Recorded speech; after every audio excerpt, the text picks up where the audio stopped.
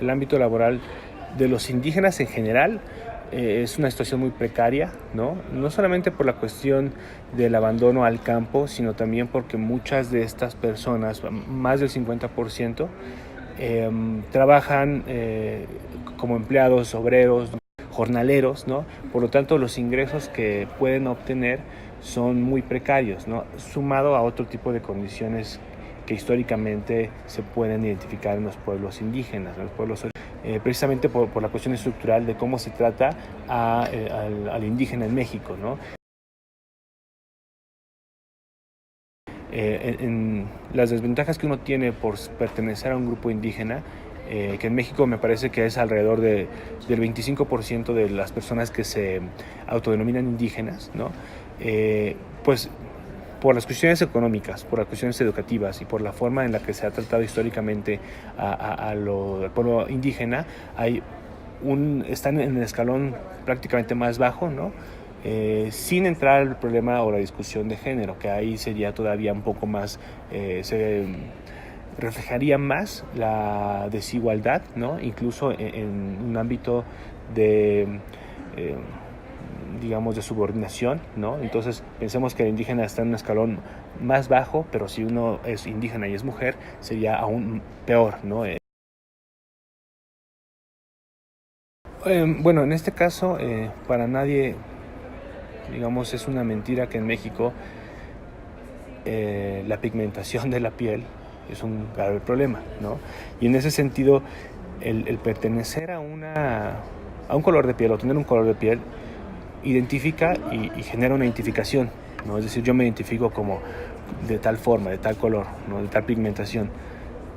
Esa identificación también genera como una especie de reconocimiento y validación de lo que de alguna manera reconoce como la diferencia, ¿no? Entonces, en ese sentido, el pertenecer a uno o a otro tipo de color de piel garantizaría ciertas posibilidades de reproducción social, cultural, económica, ¿no? Es decir, entre más blanco uno sea, más posibilidades va a tener, ¿no? De tener éxito en esta forma de sociedad que tenemos.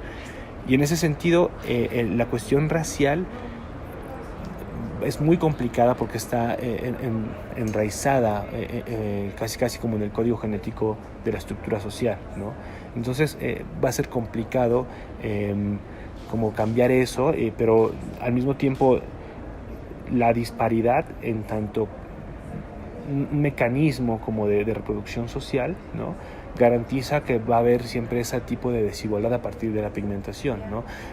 No importa si uno tiene más estudios siendo indígena o menos estudios, el simple hecho de tener el color de piel con cierta pigmentación, pues va a limitar su movilidad social, ¿no?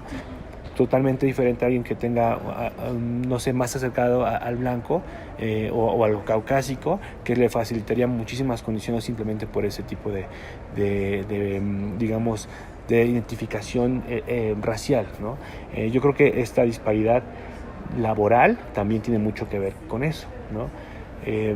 Mientras uno siga identificando a la sociedad por cuestiones de pigmentación, pues va a cerrar muchísimas posibilidades a las personas que no cumplan con las características que de alguna manera se establecen, ¿no? No podríamos pensar hoy en día en un presidente indígena en México, ¿no? Precisamente porque no se reconoce como una persona quizá apta o con las capacidades que requiere, por ejemplo, ser un político como lo tenemos en México, ¿no? Entonces esa disparidad no solamente se va a ver como reflejada en el ámbito laboral, sino prácticamente en todas las prácticas culturales que tengamos.